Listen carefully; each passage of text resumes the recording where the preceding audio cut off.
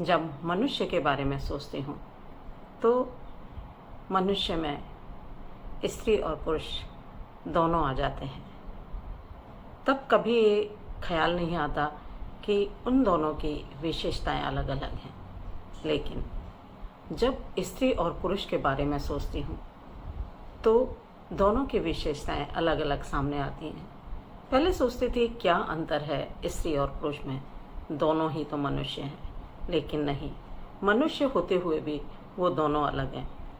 जैसे ही पुरुष की बात आती है तो सामने आता है एक अलग तरह का ब्रांड जो फौलाद की तरह मजबूत है। पुरुष प्रधान समाज की सोच धीरे धीरे ही विकसित हुई, क्योंकि जैसे ही पुरुष की बात आती है वो अंधेरी गहरी रातों में अकेला निकल जाता है, लेकिन स्त्री ऐसा नहीं कर सकती। जैसे ही शासक की बात आती है तो वो एक महान शासक के रूप में चरितार्थ होता है।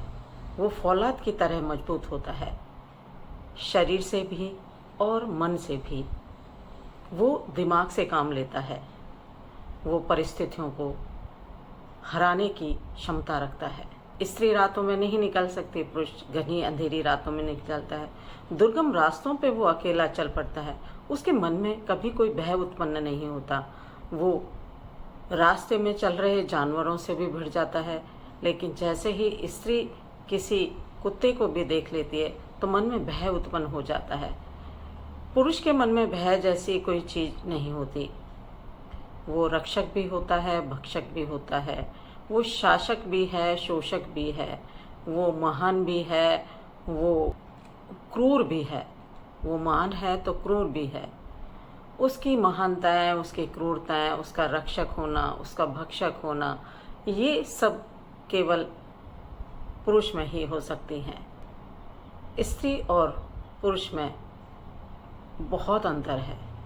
वो कभी भी एक समान नहीं हो सकते, उनकी कभी तुलना नहीं की जा सकती, क्योंकि दोनों की शारीरिक और मानसिक परिधियां, सीमाएं अलग अलग हैं।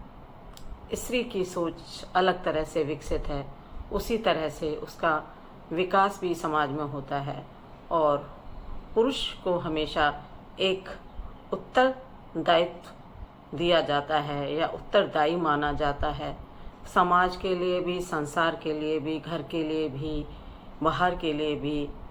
उसकी जिम्मेदारियां बहुत बड़ी हैं।